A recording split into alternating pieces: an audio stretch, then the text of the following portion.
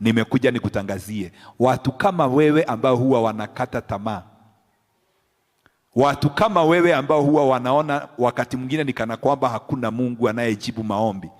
Watu kama wewe ndio huwa wanatokewa na Mungu, na Mungu anafanya mambo makubwa katika maisha yako.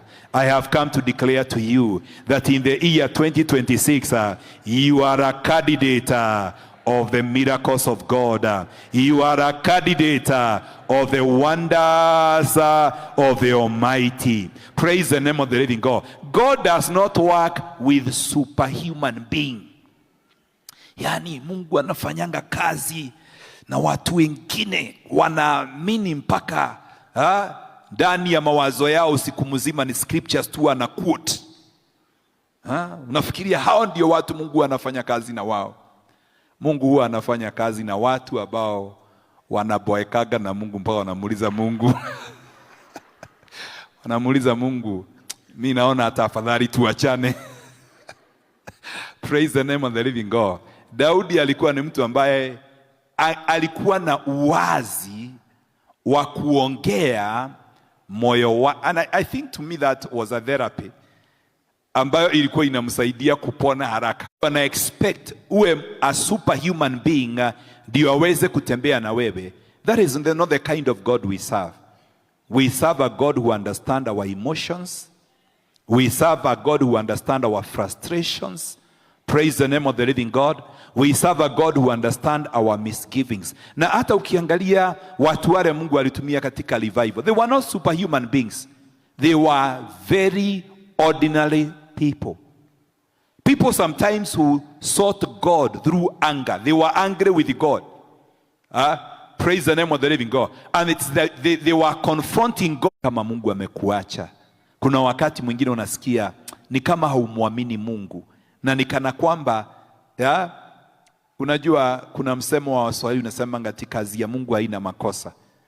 Lakini kuna wakati unafika mahali hata unatoa Mungu makosa. Umeshaifika hapo? Unaona hapo Mungu ni kama ni mimi ningekuwa kwa. In order to hide it from, was found in his low moments.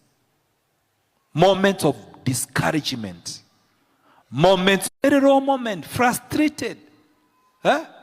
Anajaribu kutengeneza ile ngano afiche, ndio ile haitapatikana, wabaki na kidogo ya kukula. Malaika alipokuja, that is why the angel came with a word of encouragement, just to try to open up Gideon. Akamwambia, the Lord is with you. The Lord is with you. Even in this situation, even in this desperation, the Lord is with you. Wacha naye Gideon yaanze kuongea. Praise the name of the living God. Gideon alisema, hiyo verse 13, Gideon said to him, "Oh my Lord, if the Lord is with us, nwakiuga wegai." Umesema vizuri. Lakini unajaribu kuni encourage. Lakini kama Mungu ako pamoja nasi, kwa nini mambo haya yote yametupata? Mbona hii magonjwa? Mbona huu masikini? Mbona hii hali katika hii jamii? Mbona mtoto wangu wako hivi? Mbona hii aibu nayoipitia?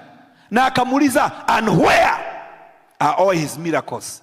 Hii miujiza baba zetu waliotuambia ya kwamba huyu Mungu anafanyanga miujiza, iko wapi? Bwana asifiwe sana. Na akaendelea